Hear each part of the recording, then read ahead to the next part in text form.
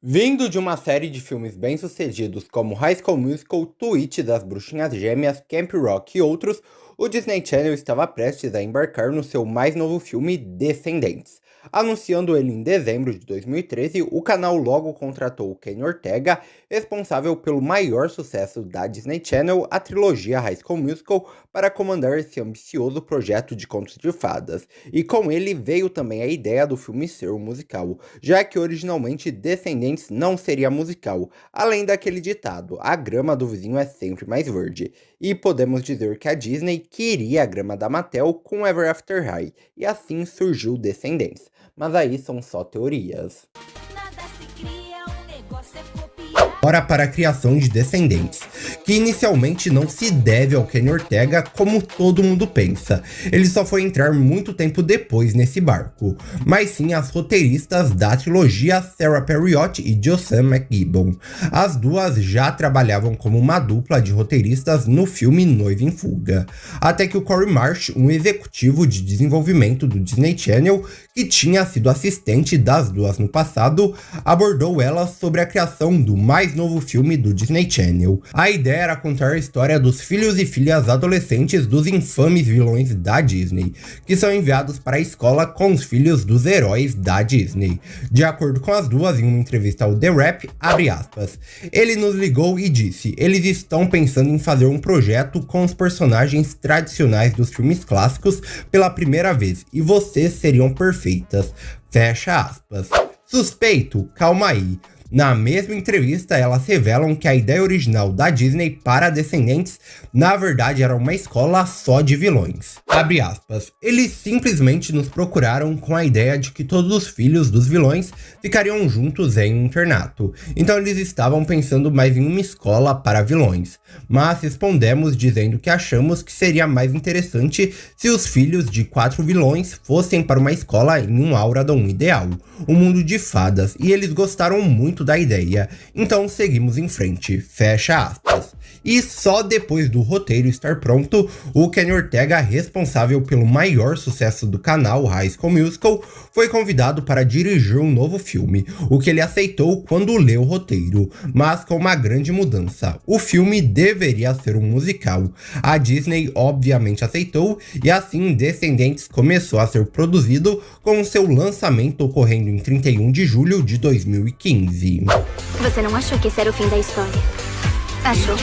Estreando em 31 de julho de 2015, o filme começa parodiando filmes de contos de fadas que sempre começam com um livro sendo aberto, como Shrek, um conto de Natal, Encantada e até Ever After High. Mas aqui em Descendentes, o filme começa com um tablet sendo aberto.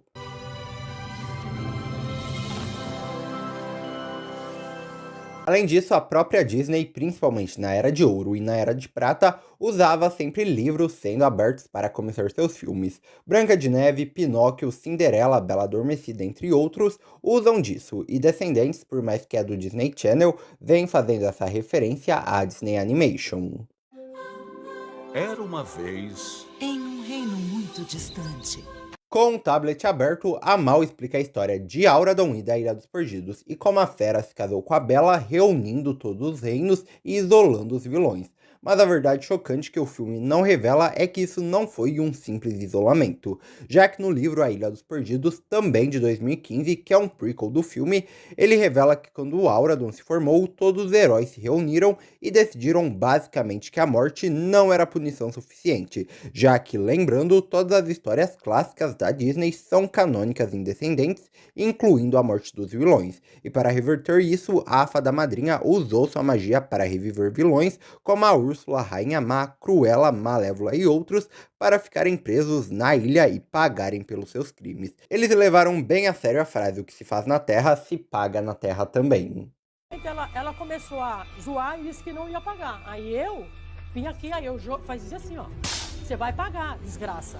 Anos se passam e conhecemos o Ben, filho da Bela e da Fera, que com 16 anos já vai se tornar o rei de Auradon. E o seu primeiro decreto é trazer os filhos de vilões para o reino, já que ele não concorda em manter inocentes presos.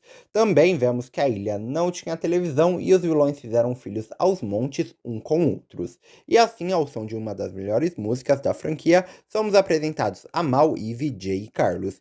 E aqui a gente já vê que a trilha sonora vai ser impecável, não só desse filme como da trilogia inteira, algo que o Kenny Ortega sabe fazer muito bem. O cara trabalhava com Michael Jackson e já tinha composto na época Abracadabra e High School Musical, dois musicais excelentes, com Descendentes também entrando nessa lista. Um detalhe escondido é que cada um dos 4 VKs principais tem um desenho atrás da sua roupa que remete a seus pais. A Mal tem um coração verde formado por dragões, a Eve uma coroa de rainha, o Jay uma serpente laranja e o Carlos 2 ossos de cachorros cruzados preto e branco.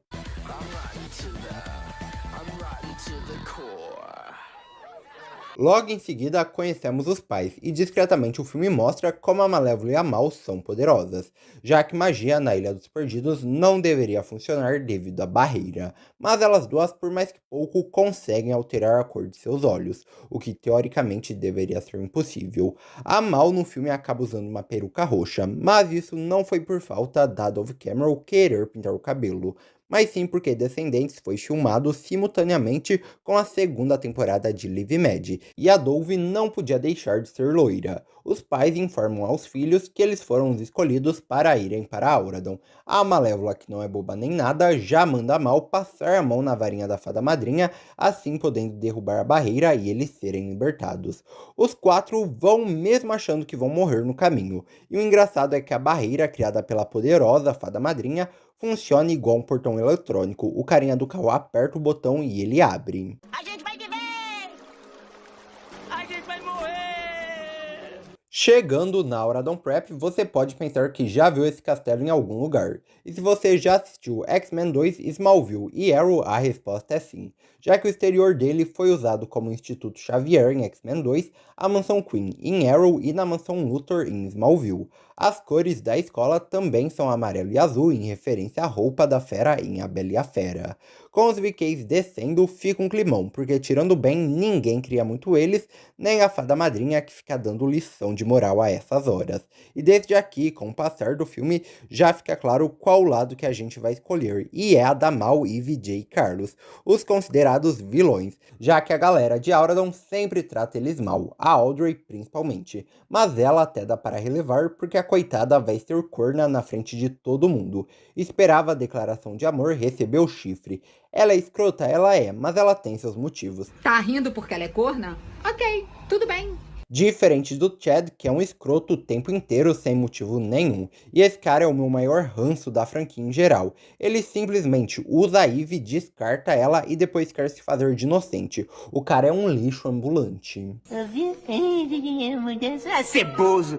Além dos adolescentes, os próprios adultos não se importam muito com os VKs, vide a avó da Audrey, que é outra escrota mal amada. Essa velha tinha que ter levado uma surra da Mal para aprender a ser gente, e até quem é simpático com eles nunca é de fato um amigo. Então os vilões têm seus motivos sim, e isso é algo que não se aplica somente nesse filme, já que na trilogia inteira todos os vilões estão certos, e seus motivos são bem válidos. Eu sou do mal. Eu sou do mal. Em Auradon, a Mal tenta conversar com a Jane, filha da fada madrinha, para descobrir informações da varinha. Mas a garota responde como a tia ratinha de Todo Mundo Odeia o Chris. E aí, o que acha? Como vai, tia? Mas a Mal consegue a amizade da Jane fazendo seu cabelo crescer, e provando ser a inimiga número 1 do José Bezerra, a Mal não só cresce o cabelo da Jane, como também o da Lone, que depois disso descobre ser rebelde e prova isso rasgando sua saia.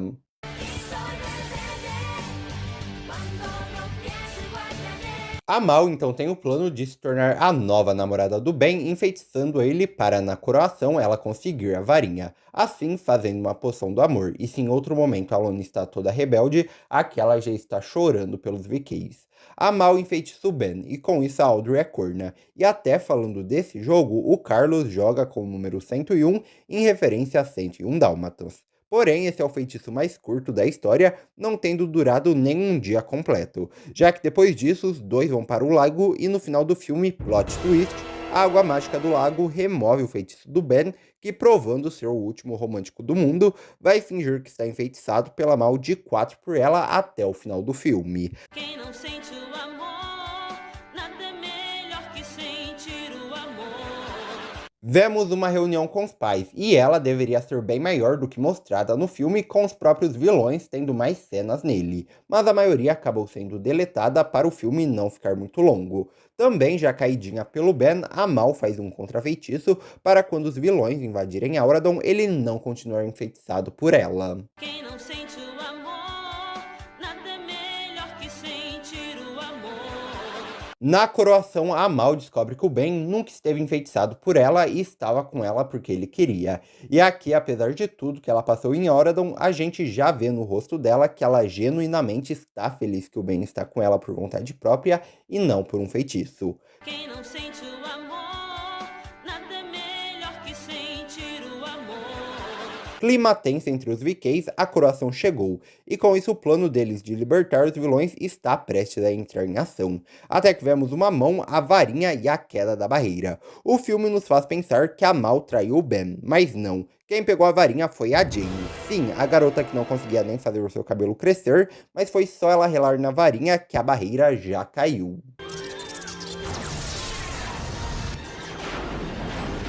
A Mal pega a varinha e chega o momento da decisão. E em uma conversa com Ben, ela e os VKs admitem que encontraram a felicidade em Auradon só para a Malévola chegar na cerimônia. E só pela cara da galera de Auradon não passa nem a Ifai. A Malévola congela todos, a não ser os 4 VKs, que quando a confrontam se transformam em um dragão. Com isso, os adolescentes lutam contra ela, destaque para a Ivy, mandando um encantamento, mostrando que mesmo sem acesso na ilha, a Ivy sempre aprendeu sobre magia, assim como a Mal, que em um confronto com a sua mãe, usa um contrafeitiço, a transformando em uma minúscula salamandra de acordo com o amor no seu coração. Todos estão descongelados e tudo deu certo. O filme finaliza, e quando finalmente pensamos que o beijo da Mal e do Ben ia rolar, não é dessa vez, já que a cena do beijo foi deletada. Isso porque o Kenny Ortega tinha 2 finais para o filme, um com a cena do beijo e outro com a Mal deixando continuação para o próximo filme. E assim como High School Musical, que a Gabriela e o Troy também não se beijam no primeiro filme, o diretor decidiu seguir pelo mesmo caminho, cortando a cena do beijo. Você não achou que esse era o fim da história? Achou? Então comenta o que você acha de Descendentes, se inscreva no canal, dá like no vídeo, ativa as notificações e tchau!